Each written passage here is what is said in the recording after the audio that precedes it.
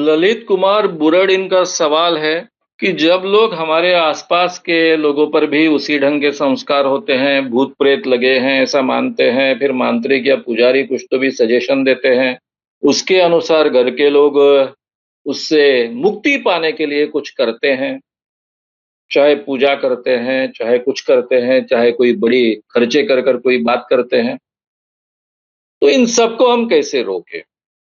आप अपने घर के आसपास के लोगों को आपको समझाना पड़ेगा। अब ये इतना आसान नहीं होता है, इसकी मुझे पूरी कल्पना है। मैं मेरे घर के बाकी लोगों के अंधविश्वास दूर कर पाया, लाखों लोगों के अंधविश्वास दूर कर पाया, हज़ारों कार्यकर्ता निर्माण कर पाया, लेकिन मेरे माँ-बाप के अंधविश्वास दूर करना मेरे लिए बड़ा डिफ़िकल्ट है। पिताजी के लिए तो बड़ा डिफ़िकल्ट है। यानी मैं अंधविश्वास के खिलाफ काम कर रहा हूँ और मेरे माता-पिता किसी बाबा की तरफ जा रहे हैं, ऐसा हो रहा था। तो मैंने उसका फ़ायदा उठाया और जिस बाबा की तरफ वो जाते थे, उसको जाकर एक्सपोज़ करता था। तो बाबाओं ने ही मेरे माता-पिता का स्वागत बंद कर दिया। नहीं, तुम मत आओ हमारी तरफ, वो तुम्हारा लड़का आता और फिर हमारे ये तो उस बारे में हुआ, जो खुली अंधविश्वास की बातें थी उसके बारे में। पिताजी पढ़ते थे मेरा, पेपर में रेगुलर आर्टिकल्स आते थे, वो पढ़ते थे। बाद में किताबें प्रसिद्ध हुई, वो पढ़ी। तो आखिरी के दिनों में उनके जीवन की काफ़ी अंधविश्वास की बातें कम हो चुकी थी। लेकिन माताजी की पूरी तरह समाप्त नहीं हुई। तो मैं उसमें 2 भेद करता हूँ। जो उनकी धार्मिक बातें हैं, उसमें मैं हस्तक्षेप नहीं करता हूँ। मैं उनको बद्रीनाथ गया लेकर। बद्रीनाथ में ठंड सहन नहीं होती इसलिए थोड़े समय में बाहर निकलना है तय किया था, लेकिन लैंडस्लाइड हुआ और 8 दिन वहाँ रुकना पड़ा। माताजी ने कोई पूजा के लिए ₹5000 देने का तय किया। मैंने 1-2 मिनट उनको समझाया कि इसका कोई उपयोग नहीं होता है। ये ₹5000 तुम अच्छे काम के लिए दे दो ना। मेरे संगठन को दो। मेरे संगठन को नहीं देना है तो जो भूखे लोग हैं उनको भिखारियों को दो। यहाँ क्यों देते? क्योंकि वहाँ पर लिखा था ये पूजा करने के बाद में ये पुण्य मिलता है। उसने कहा तू नहीं देता है तो मैं खुद पैसे दूँगी। मेरे पास है ना पैसे। मैंने उनको ₹5000 देने के लिए गया, रसीद जमा की, उनके हाथ में दी। अब ये देखिए आप, लेकिन जो खुले अंधविश्वास होते हैं, वहाँ पर फिर मैं एडजस्ट नहीं करता। उसके जाति के बारे में जो उस पर संस्कार है, वो मैं एडजस्ट नहीं करता। जहाँ इंसानियत का सवाल है, वहाँ बिल्कुल मैं एडजस्ट नहीं करता। तो हमको ये भेद कर कर अपने आस-पास के लोगों को हमको सिखाना पड़ेगा। घर के लोग भूत-प्रेत पर विश्वास कर रहे हैं, अंधविश्वास के कारण घर के लोगों का नुकसान हो रहा है, तो वहाँ आपको हस्तक्षेप करना है। ये हस्तक्षेप आप कब कर पाओगे? जब आप में खुद में वो कॉन्फिडेंस आएगा। पहले मेरे लिए बहुत दिक्कत की बात थी कि आपके अंधविश्वास दूर करने तो कैसे करने हैं? फिर हमारे कोई शिविर चलते हैं उसमें जाइए आप, ताकि सभी चीज़ें आप बारीकी से सुन सकें। लेकिन अभी बहुत आसान है। अंधविश्वास के खिलाफ के हर बात के ऊपर के व्याख्यान अभी यूट्यूब श्याम मानव चैनल पर उपलब्ध है। कई बार हमारी दिक्कत होती है कि हमारे घर के लोगों को हम इतने अच्छे ढंग से कन्विंस नहीं कर सकते। आप घर के लोगों को प्रवृत्त कीजिए। पहले उनके साथ में अच्छा डायलॉग कीजिए, उनको समझाइए। ये भूत पर क्या व्याख्यान का सीरीज़ सुनिए। खुद लगा दीजिए उनके सामने, हर मोबाइल में से सुन सकते हैं। सुनने के लिए उनको प्रोत्साहित कीजिए।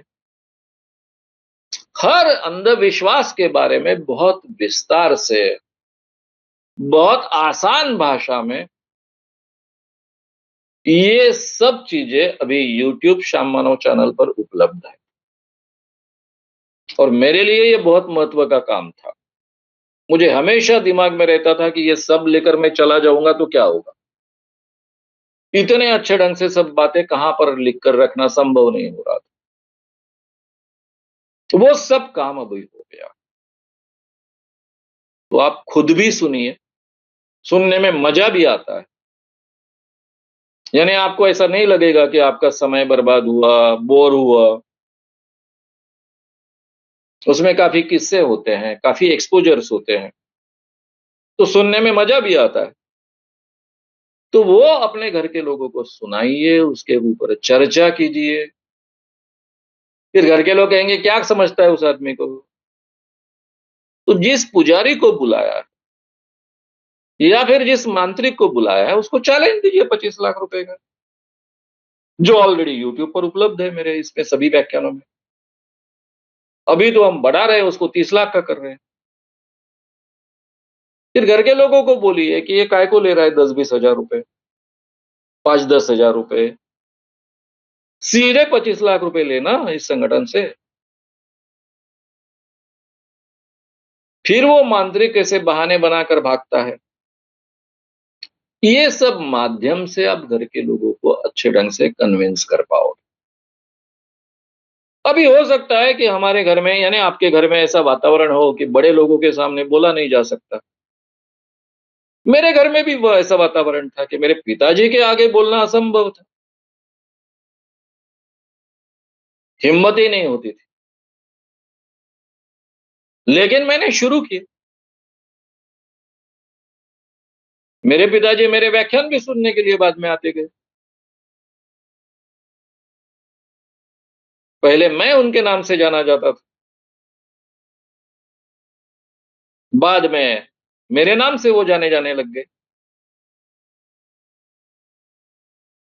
तो आपको हिम्मत करनी पड़ेगी, बोलना पड़ेगा, घर के लोगों को समझाना पड़ेगा और उसके पहले अंदर-बाहर से आपको अपने आप को आश्वस्त कराना पड़ेगा कि आपके दिमाग में एक भी प्रकार का डाउट नहीं। तब ये बातें हम कॉन्फिडेंस से अपने घर के लोगों को समझा सकते हैं। और ये इसमें भी उनका अपमान ना हो और कहाँ हमने एडजस्ट करना है, कहाँ नहीं करना है, इसके लिए मैंने एक उदाहरण दिया और एक उदाहरण दूँगा। मेरे नागपुर का घर जो था, वो ऑल इंडिया का अखिल भारतीय अंधश्रद्धा निर्मूलन समिति का ऑफिस भी था और पूरे देश से लोग आते थे।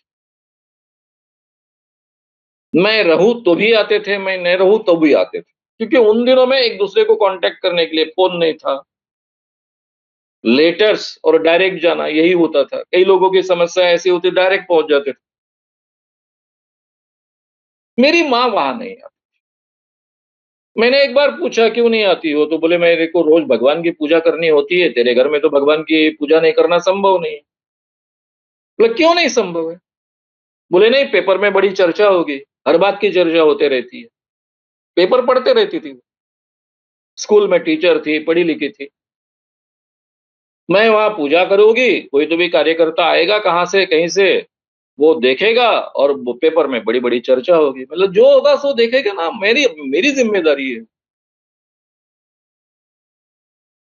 तू खुद के भगवान लेकर आ, जो तुझे पूजा करनी है वो कर। तेरा नियम है कि पूजा किए बिन नाश्ता भी नहीं करना, वो चलने दे तेरा। भगवान क्यों तुझे और मेरे बीच में आना चाहिए? तू लेकर आ, जो भी होगा बदनामी होगी, क्या होगी, पेपर में चर्चा होगी, जो भी होगा मैं देखूँगा। वो मेरा काम है। तो आपको इस ढंग से अपने घर के लोगों के अलग विचारों का आदर करना भी चाहिए